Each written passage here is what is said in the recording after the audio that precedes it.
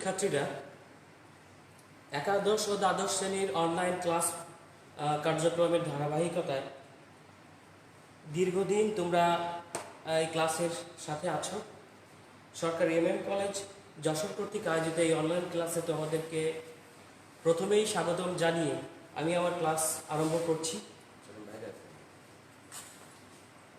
আমি তোমাদের জীববিজ্ঞান দ্বিতীয় পত্রের পত্র ক্লাস পরিচালনায় আছি মোহাম্মদ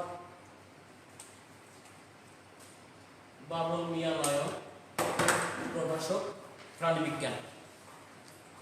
তো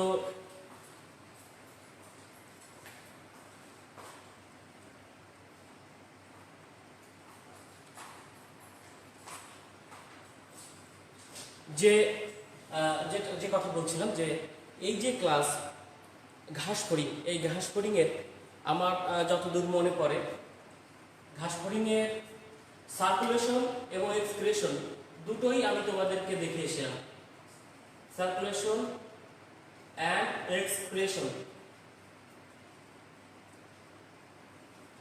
করোনার এই মহামারীর কারণে যখন ক্লাস বন্ধ হয়ে যায় তার আগ পর্যন্ত এই সার্কুলেশন এবং এক্সক্রেশন পর্যন্ত তোমাদেরকে দেখানো হয়েছিল। আজকে আমি তার বাকি অংশ দেখানোর চেষ্টা করব। প্রথমেই আমি যে টপিকসটা তোমাদের এখানে আমি দেখিয়েছি সেটা হচ্ছে ঘাসফড়িংয়ের রূপান্তর। ঘাসফড়িংয়ের রূপান্তর, প্রথমে রূপান্তর কথাটার সাথে পরিচিত হয়ে আসি যে রূপান্তর বলতে কি বুঝো।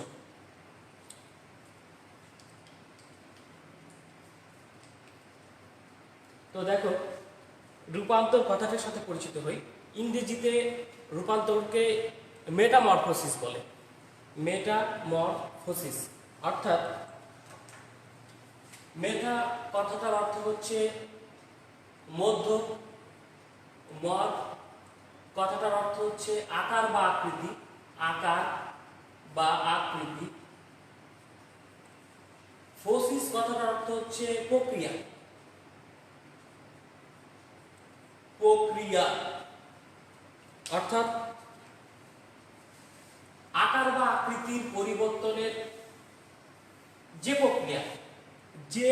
প্রক্রিয়ার মধ্য দিয়ে যায়, আকার বা আকৃতির পরিবর্তনের প্রক্রিয়া যার মধ্য দিয়ে যায় সেটাকে বলা হচ্ছে মেটামরফোসিস। আমি আরো ভেঙে ভেঙে বলি যে একটা শিশু প্রাণী, একটা পতঙ্গের ক্ষেত্রে একটা পতঙ্গ শিশু অবস্থা থেকে অর্থাৎ ভ্রূণ অবস্থা থেকে কতগুলো ধারাবাহিক এবং আঙ্গিক পরিবর্তনের মধ্য দিয়ে যাবে।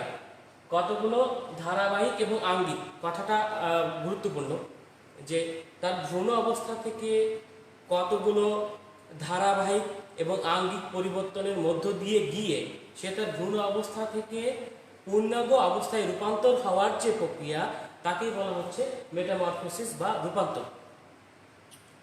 তো আমরা এই রূপান্তর কথাটার সংজ্ঞা জানলাম এবং এই রূপান্তর বলতে আসলে দুই ধরনের রূপান্তরকে বোঝায়। একটা হচ্ছে কমপ্লিট মেটামরফোসিস আর একটা হচ্ছে ইনকমপ্লিট মেটামরফোসিস, অর্থাৎ সম্পূর্ণ রূপান্তর আর অসম্পূর্ণ রূপান্তর। এখন সম্পূর্ণ রূপান্তর বলতে ওই রূপান্তরকে বোঝাবো যে রূপান্তরে তার একটা ক্ষুদ্র প্রাণী ডিম থেকে বের হওয়ার পর লার্ভা থেকে পিউপা থেকে সে যখন অ্যাডাল্ট বা পূর্ণাঙ্গ অবস্থায় রূপান্তর হবে সেই ধরনের রূপান্তরকে আমরা বলবো কমপ্লিট বা সম্পূর্ণ রূপান্তর। আবার যখন একটা ক্ষুদ্র প্রাণী ডিম অবস্থাকে বের হয়েই সে ডিম থেকে কি হয়ে গেছে, দেখো নিম্ফ হয়ে গেছে। ডিম থেকে এই যে ডিমের পরে নিপের পরে অ্যাডাল্ট, অর্থাৎ মাঝখানের যে লার্ভা দশা, সেই লার্ভা দশা কিন্তু আমরা দেখতে পাচ্ছি না। এই ধরনের রূপান্তরকে বলা হচ্ছে অসম্পূর্ণ রূপান্তর বা ইনকমপ্লিট মেটামরফোসিস।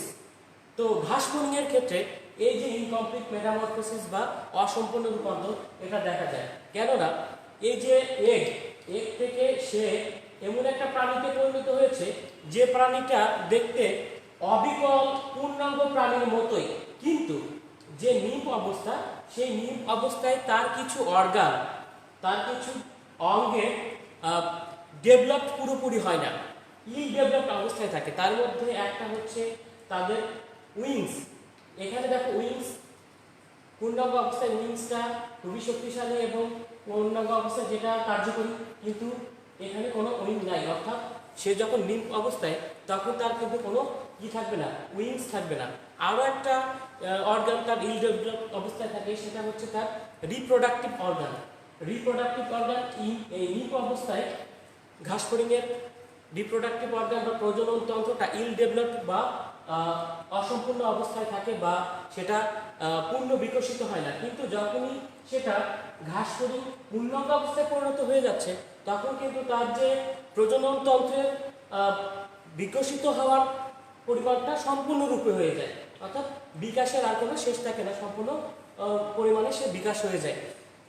তো এই যে রূপান্তর, এই যে ব্যবস্থাটা, এটাই হচ্ছে তার ইনকমপ্লিট মেটামরফোসিস, অর্থাৎ সে লার্ভাদশার মধ্যে দিয়ে যাচ্ছে না, এর থেকে সরাসরি নিম্ফ অবস্থা, এবং নিম্ফ অবস্থা থেকে কতগুলো ধারাবাহিক এবং আঙ্গিক পরিবর্তন মানে অঙ্গের পরিবর্তনের মধ্যে দিয়ে সে কোন অবস্থায় যাচ্ছে, সেটা অ্যাডাল্ট অবস্থায় বা পূর্ণাঙ্গ অবস্থায় পরিণত হচ্ছে। এই যে রূপান্তর, এই ধরনের রূপান্তরকে বলা হচ্ছে অসম্পূর্ণ রূপান্তর বা ইনকমপ্লিট মেটামরফোসিস।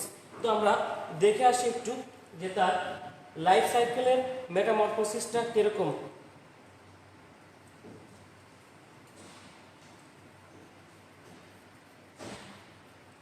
দেখো, grasshopper goes through an incomplete metamorphosis which only has 3 stages: nymph, egg, nymph and adult. দেখো, এটা হচ্ছে তার এগ অবস্থা। তারপরে যেটা আসে egg, female grasshopper lay eggs pairs containing between 15 and 150 eggs, অর্থাৎ 15 থেকে 150টা ডিম পারে। এবং তারা দেখো কিভাবে ডিমগুলো পারছে।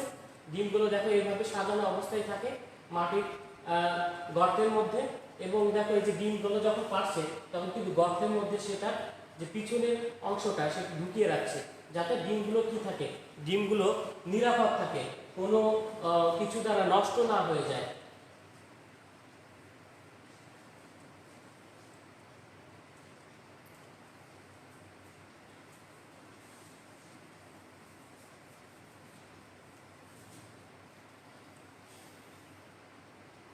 দেখো এক সময় সে ডিমগুলো থেকে ছোট যে শিশু নিম্ফ অবস্থায় চলে আসছে। Nymph are much like fully formed adult grasshoppers, except they are smaller and have no wings or reproductive organs. যেটা বলছিলাম যে তাদের ডানা এবং যে প্রজনন তন্ত্র সেটা দুটোর কোনোটাই থাকবে না, বা ইলডেভেলপড অবস্থায় থাকবে। এবং দেখো অ্যাডাল্ট অবস্থায় তার কিন্তু সবকিছুই আমরা এখানে দেখতে পাচ্ছি, অর্থাৎ অ্যাডাল্ট অবস্থায় তার সব যে অর্গানগুলো সব পূর্ণ বিকশিত অবস্থায় থাকে। তো আমরা দেখে নিলাম এদের মেটামরফোসিস বা রূপান্তরটা কি। তো রূপান্তরে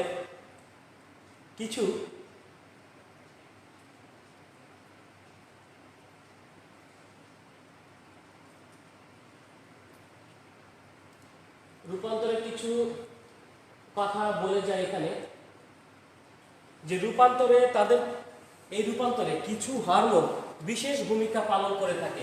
তো হরমোনগুলো কি কি আমি একটু এখানে দেখাই, যে হরমোনাল কন্ট্রোল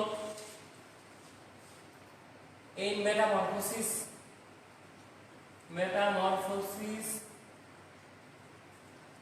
of grasshopper।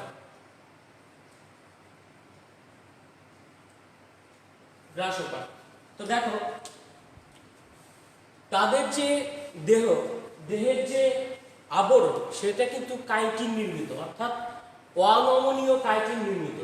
এটা কিন্তু নমনীয় নয়, অনমনীয় কাইটিন নির্মিত তাদের কিউটিকল রয়েছে, দেহ আবরণ কিউটিকল দ্বারা আবৃত। আর এই কিউটিকলটা কি? অনমনীয় কাইটিন। এখন এই অনমনীয় কাইটিন কি হবে? নির্মোচন হবে বা মোল্ডিং হবে। মোল্ডিং হয়ে সে অর্থাৎ এই নিম্ফ অবস্থা থেকে পূর্ণাঙ্গ অবস্থায় পৌঁছাতে তার প্রায় 2 মাস সময় লেগে যায়। নিপ অবস্থা থেকে পূর্ণাঙ্গ অবস্থায় রূপান্তরে তার কত সময় লাগে? প্রায় 2 মাস সময় লেগে যায়। এই সময় সে কিছু পরিবর্তনের মধ্য দিয়ে যায়। এই পরিবর্তনগুলো হচ্ছে তার মোল্টিং ঘটে। পরিবর্তনগুলোর মধ্যে একটা হচ্ছে তার মোল্টিং ঘটে, অর্থাৎ নির্মোচন হয়। নির্মোচন হতে তার দেহ থেকে কোনো কিছু খসে পড়ে যায়। তো এই যে খসে পড়ে যায়, এটা ঘটে কিসের কারণে? এগডাইসন হরমোনের প্রভাবে। এগডাইসন হরমোনের প্রভাবে তার যে দেহের যে কিউটিকল বা অনমনীয় কাইটিন সেটা খসে পড়ে যায়। এখন এই খসে পড়ে গেলে তার কি ঘটে? তাদের দেহে কি হয়? এগডাইসন হরমোনের প্রভাবে তার দেহের যে খোলস সেটা খসে পড়ে যায় এবং তার দেহের যে কলা সেটা বৃদ্ধিপ্রাপ্ত হয় মানে আস্তে আস্তে সে বৃদ্ধিপ্রাপ্ত হতে থাকে, অর্থাৎ মোল্টিং ঘটে। এই মোল্টিং ঘটা কিসের কারণ? এটা এগডাইসন হরমোনের প্রভাব। এগডাইসন হরমোনের প্রভাবে হয়ে থাকে। এখন এই এগডাইসন হরমোনের প্রভাবে তার যে মোল্টিং ঘটলো, এই 2 মোল্টিং এর মধ্যবর্তী সময়কে বলা হচ্ছে সিনিস্টার বা ইনস্টার। কি বলা হচ্ছে? ইনস্টার। তার 2 মোল্টিং এর মধ্যবর্তী সময়কে বলা হচ্ছে ইনস্টার। তো কয়টা পরিবর্তন ঘটছে? তো দেখা যায় যে প্রায় 5 বার তার মোল্টিং পরিবর্তন ঘটছে। কয়বার?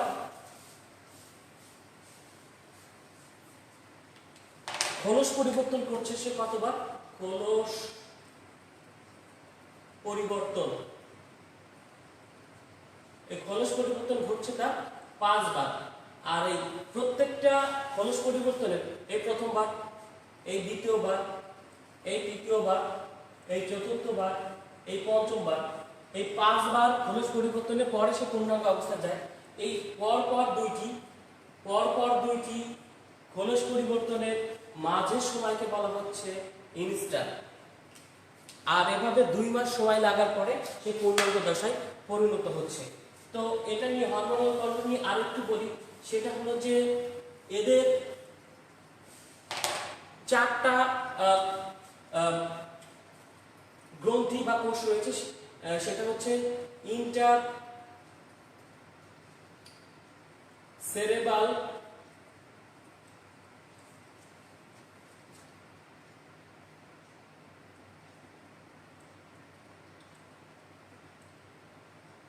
গ্ল্যান্ড সেল,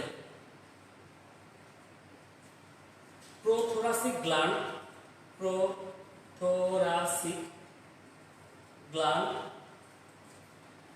কর্পোরা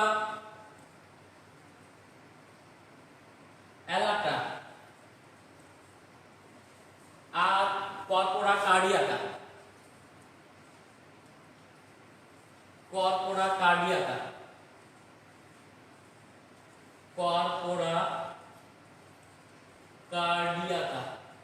তো এই যে 4টা হরমোন বা সেল রয়েছে, তো এইগুলোই মূলত এদের যে মেটামরফোসিসে বিশেষ ভূমিকা পালন করে থাকে। এর মধ্যে প্রথম 3টা বিশেষ ভূমিকা পালন করে থাকে, পরেরটা খুব বেশি গুরুত্বপূর্ণ না। তো ইন্টারসেরেব্রাল গ্ল্যান্ড থাকে কোথায়? এটা থাকে মস্তিষ্কে। এটাকে ব্রেন সেলও বলা হয়। এটা কোথায় থাকে? মস্তিষ্কে থাকে। এই ইন্টারসেরেব্রাল যে গ্ল্যান্ড সেল, এটা এক ধরনের হরমোন নিঃসরণ করে, তার নাম হচ্ছে প্রোথোরাসিকোট্রপিক হরমোন।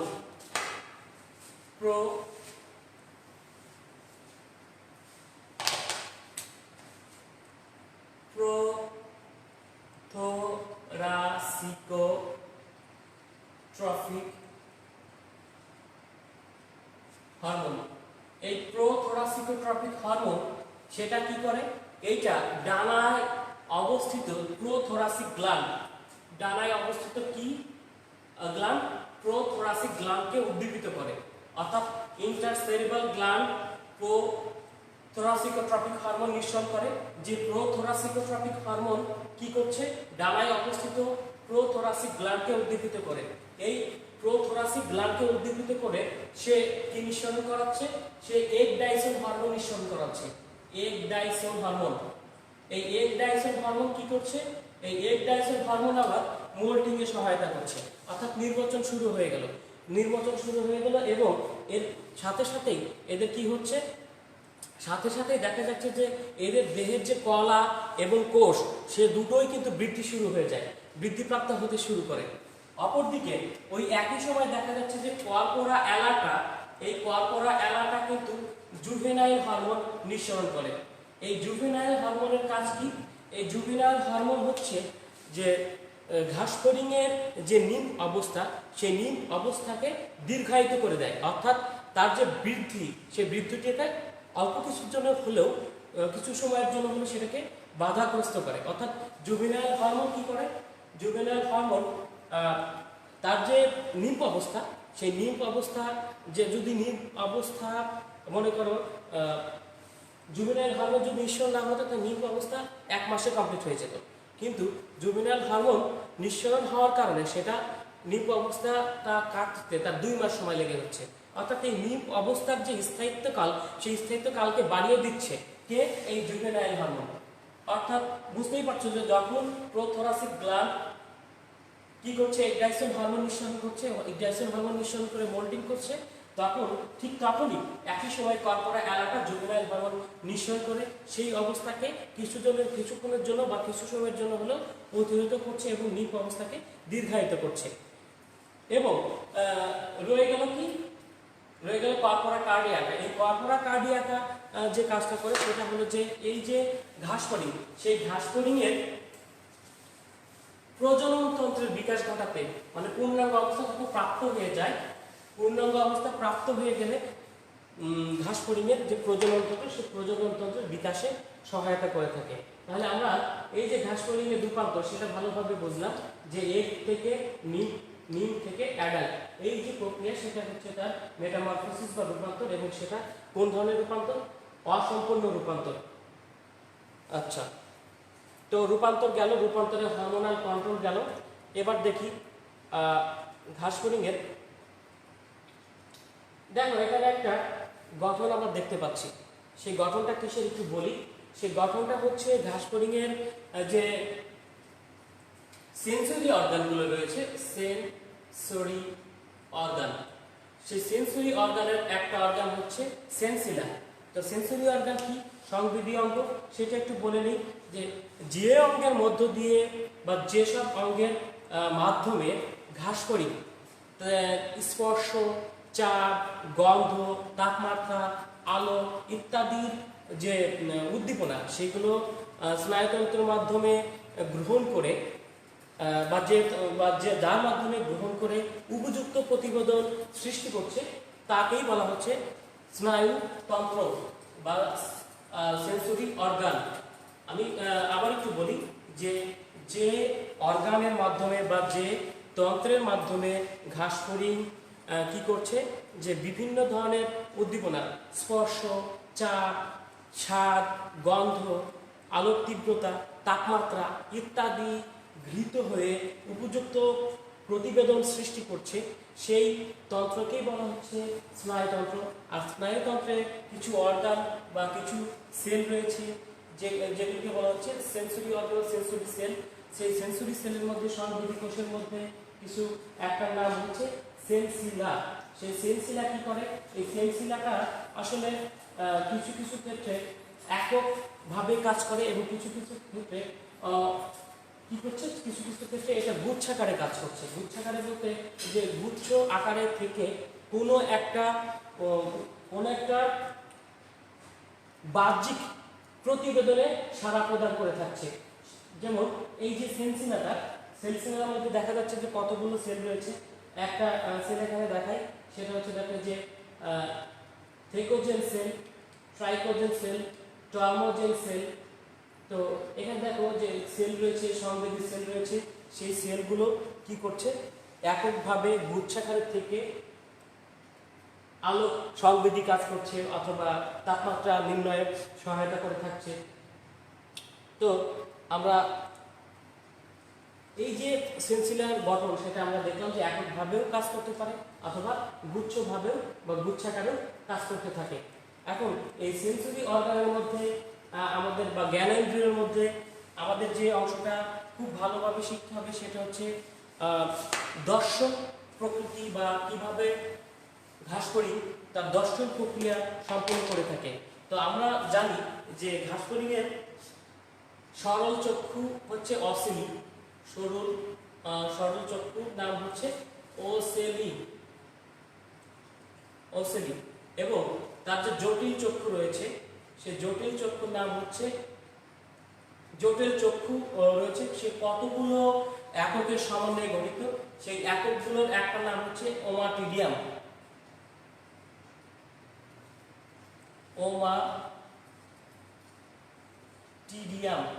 তো দেখো যে সরল চক্ষু ওসেলি আর এদের যে জটিল চক্ষু, সেই জটিল চক্ষু কতগুলো এককের সমন্বয়ে গঠিত, সেই এককগুলো একটা নাম হচ্ছে, এককগুলো হচ্ছে ওমাটিডিয়াম। সেই ওমাটিডিয়ামের গঠনটা একটু দেখি আমরা।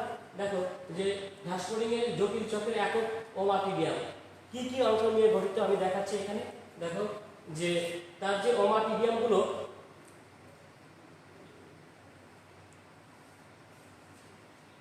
ওমাটিডিয়ামগুলো যদি দেখি যে অনেকগুলো এরকম ওমাটিডিয়াম মিলিয়ে তার কিন্তু জটিল চক্ষু গঠিত হয়।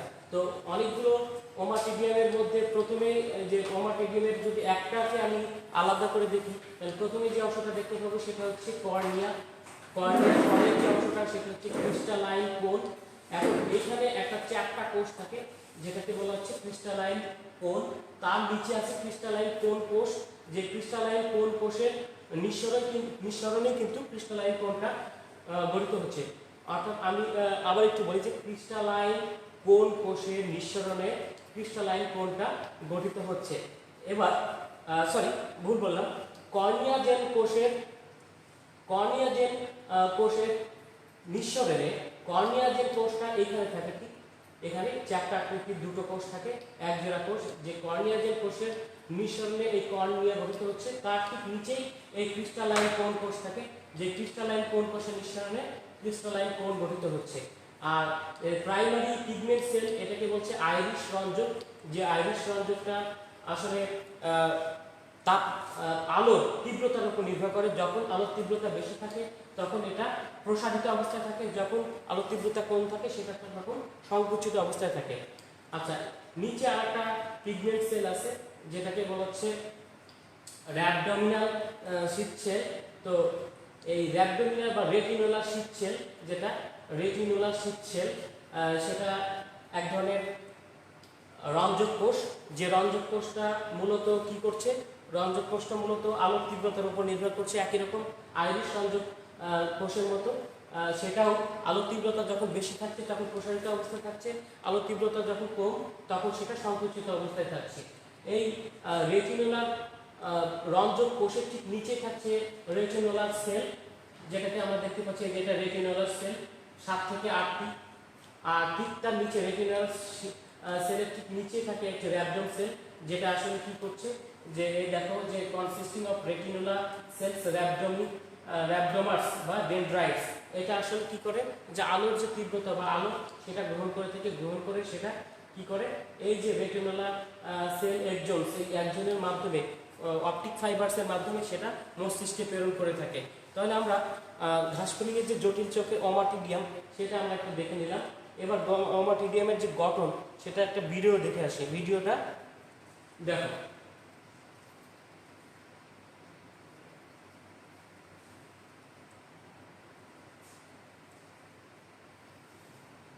এরকম অসংখ্য ষড়ভুজাকৃতির ওমাটিডিয়াম নিয়ে জটিল চক্ষু গঠিত। কার জটিল চক্ষু? ইনসেক্ট বা ঘাসফড়িংয়ের জটিল চক্ষু গঠিত। এরকম অসংখ্য ষড়ভুজাকৃতির কি রয়েছে, ওমাটিডিয়াম রয়েছে ষড়ভুজাকৃতি। এটা হচ্ছে তার কম্পাউন্ড আই। দেখো অসংখ্য ষড়ভুজাকৃতির ওমাটিডিয়াম, এগুলো সব অসংখ্য ষড়ভুজাকৃতির ওমাটিডিয়াম। একটা ওমাটিডিয়াম, এই একটা ওমাটিডিয়াম, এই একটা ওমাটিডিয়াম, এই একটা ওমাটিডিয়াম। আর প্লুরাল হচ্ছে ওমাটিডিয়া, তার একটা কোষ আমরা এখানে দেখবো। দেখেন কতগুলো ওমাটিডিয়াম রয়েছে, একটা দুটা, তার মধ্যে একটা হলো এই একটা ওমাটিডিয়াম, এই অসংখ্য রয়েছে, তার মধ্যে একটা নিয়ে আমরা কথা বলেছি। ঠিক উপরে যেটা থাকছে সে আস্তরণকে বলছে কর্নিয়া লেন্স বা কর্নিয়া লেন্স বা লেন্সই বলা যেতে পারে। তার ঠিক নিচে এই যে চ্যাপ্টারকৃতির কোষ দুটো দেখালাম, সেটা হচ্ছে কর্নিয়া জেন সেলস। এই কর্নিয়া জেন সেলসের মিশ্রণে এই কর্নিয়াল লেন্স গঠিত হচ্ছে বা সৃষ্টি হয়ে থাকে। এবার দেখো ক্রিস্টালাইন কোন। দেখো এই যে এই দুটার ঠিক নিচে একটা কি রয়েছে, ক্রিস্টালাইন কোন রয়েছে। এই ক্রিস্টালাইন কোন কোষের মিশ্রণে মূলত ক্রিস্টালাইন কোনটা গঠিত হয়। দেখো আলোটা কিভাবে কর্নিয়াল লেন্সে ক্রিস্টালাইন কোন হয়ে তারপরে কোথায় এসে পড়ছে, এটা হচ্ছে র্যাবডম। সেই র্যাবডমে এসে পতিত হচ্ছে। প্রথমে লেন্স, তারপরে ক্রিস্টালাইন কোন, তারপরে কোথায়, সেটা র্যাবডমে এসে আসছে। আর যে পাশে যে দুইটা দেখতে পাচ্ছ সেটা রেটিনাল সেল, সেটা কয়টা থাকে, 7 থেকে 8টা থাকে। আর ক্রিস্টালাইন কোন সেটা 4টা কোষের সমন্বয়ে গঠিত। তো এই যে র্যাবডোমার্স বা ডেনড্রাইটস যেটা আসলে উদ্দীপনা গ্রহণ করে থাকে, কার উদ্দীপনা, আলোর যে তীব্রতা বা আলোর যে উদ্দীপনা সেটা গ্রহণ করে নিয়ে আসে র্যাবডোমার্স।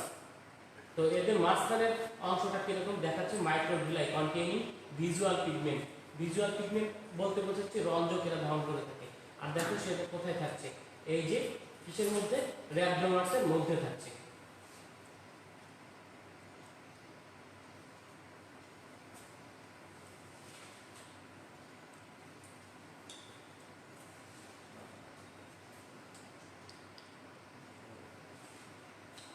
সেকেন্ডারি পিগমেন্ট সেলস এখানে দেখা যাচ্ছে 12 থেকে 18টি ওমাটিডিয়াম সেকেন্ডারি পিগমেন্ট সেলস।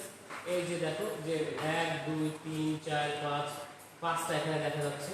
সেগুলো কিভাবে কাজ করে, বেসমেন্ট মেমব্রেন, এটা মানে একটা একজনের উপরে এটা, এইগুলো সব একজন, এটা বেসমেন্ট মেমব্রেনের উপরে এটা সবগুলো অবস্থান করছে। অর্থাৎ সবগুলো ওমাটিডিয়াম একটা বেসমেন্টের উপরে, একটা ভিত্তির উপরে দাঁড়িয়ে আছে। তার নিচে সব কি রয়েছে, একজন রয়েছে, যে একজনগুলো আসলে ওমাটিডিয়াম কর্তৃক যে আলোর তীব্রতা সেটা গ্রহণ করে আমাদের ঘাসফড়িংয়ের মস্তিষ্কে প্রেরণ করে থাকে। এদের ভিজুয়াল দুই ধরনের ভিজুয়াল হয়ে থাকে, সুপারপজিশন ভিশন আর অ্যাপোজিশন ভিশন। তো এদের ভিশনটা একটু দেখে আসি, ভিশনটা কিরকম।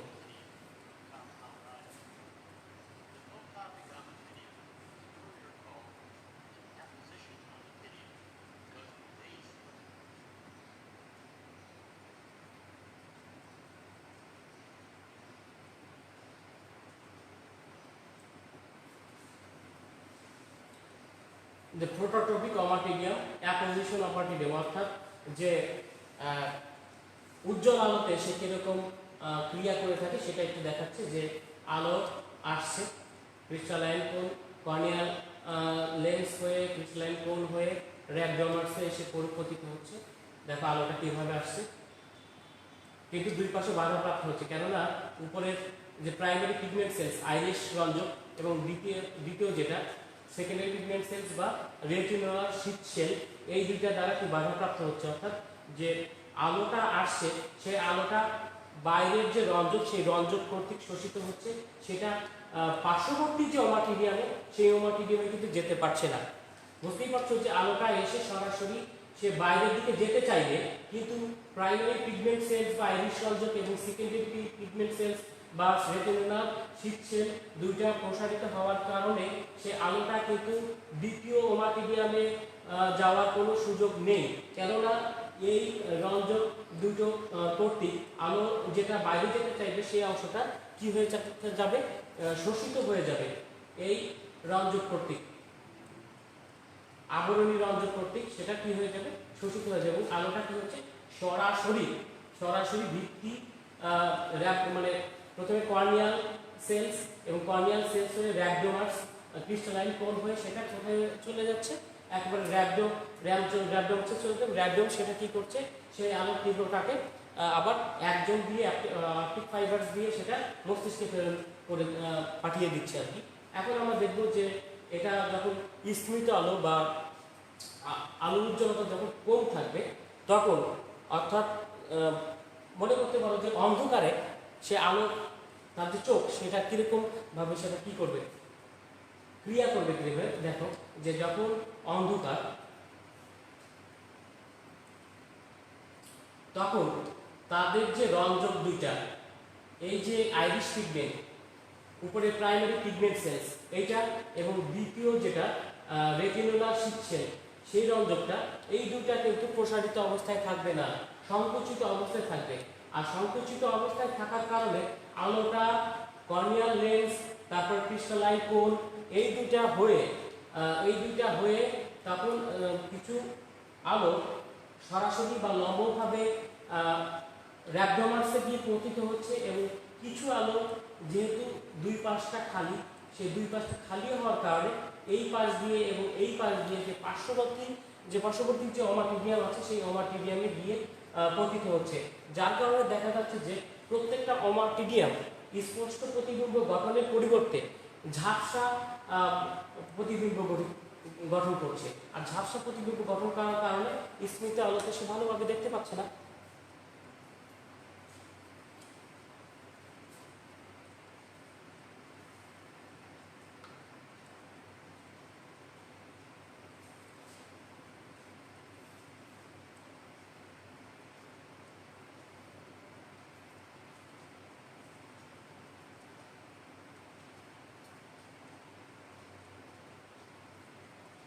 তো যেটা দেখছিলাম আমরা,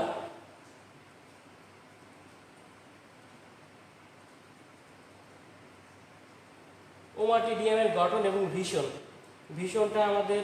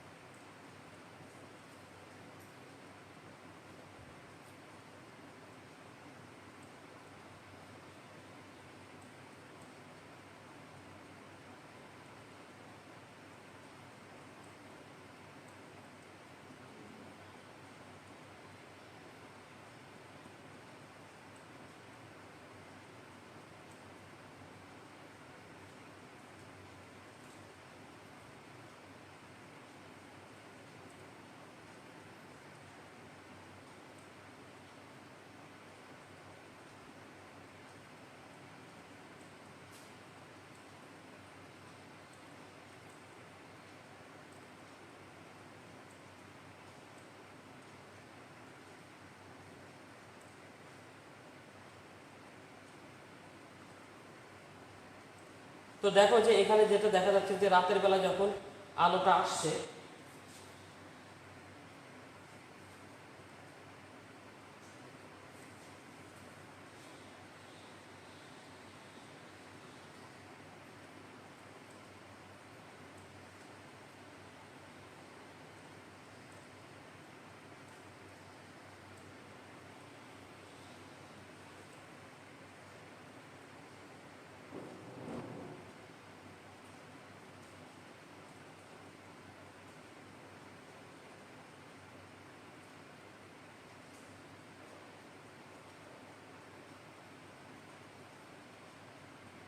দেখো আলোটা কিন্তু বাইরের দিকে চলে যাচ্ছে। যে এখানে দেখতে পাচ্ছ যে আলোটা এইখানে রঞ্জক এবং এইখানে রঞ্জক দুটো সংকুচিত অবস্থায় থাকায় যে আলো কিন্তু এই যে বাইরের দিকে চলে যাচ্ছে, আলো কিন্তু এইখানে বাধাপ্রাপ্ত হচ্ছে না, তাই বাইরের দিকে বলতে বাইরের পার্শ্ববর্তী যে ওমাটিডিয়াম, সেই ওমাটিডিয়ামের আলো চলে যাচ্ছে। তো এই ওমাটিডিয়ামের আলো এই ওমাটিডিয়ামে যাচ্ছে, আবার এই যে ওমাটিডিয়ামের আলো এই ওমাটিডিয়ামে আসছে, এই ওমাটিডিয়ামের আলো এই ওমাটিডিয়ামে যাচ্ছে, এই ওমাটিডিয়ামের আলো এই ওমাটিডিয়ামে যাচ্ছে। অর্থাৎ দেখা যাচ্ছে যে এই ওমাটিডিয়াম এর আলো এখানে যাওয়ায় এটা যে বস্তু থেকে আসছে সেই বস্তুর প্রতিবিম্ব কিন্তু এই ওমাটিডিয়ামে গঠিত হচ্ছে। আবার এখানকার যে বস্তু থেকে আলোটা আসছিল সেটার আলো এই ওমাটিডিয়ামে চলে যাওয়ায় দেখা যাচ্ছে যে এই ওমাটিডিয়ামেও কিন্তু সেই বস্তু থেকে আসার প্রতিবিম্ব গঠিত হচ্ছে। অর্থাৎ দুটো মিলে একটা ঝাপসা প্রতিবিম্ব গঠিত করে ফেলছে এই যে কমপ্লেক্স যে আই সেটা বা কম্পাউন্ড আই। অর্থাৎ ঝাপসা প্রতিবিম্ব গঠিত হচ্ছে স্থিমিত আলোতে, আর উজ্জ্বল বা স্পষ্ট প্রতিবিম্ব গঠিত হচ্ছে তার কি আলোতে? উজ্জ্বল আলোতে।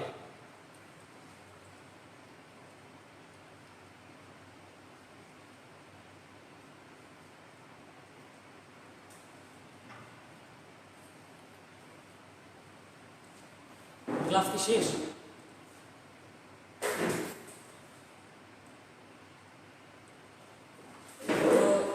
প্রজনন তন্ত্র এটা বাকি থাকলো। আশা করি সামনের ক্লাসে তোমাদের এটা নিয়ে আলোচনা করতে পারবো। এই টপিকসটা পড়াইলেই এই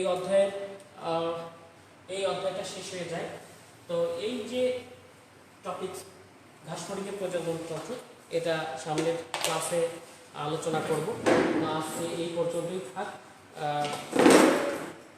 সবাই ভালো থাকো, সুস্থ থাকো, নিরাপদে থাকো।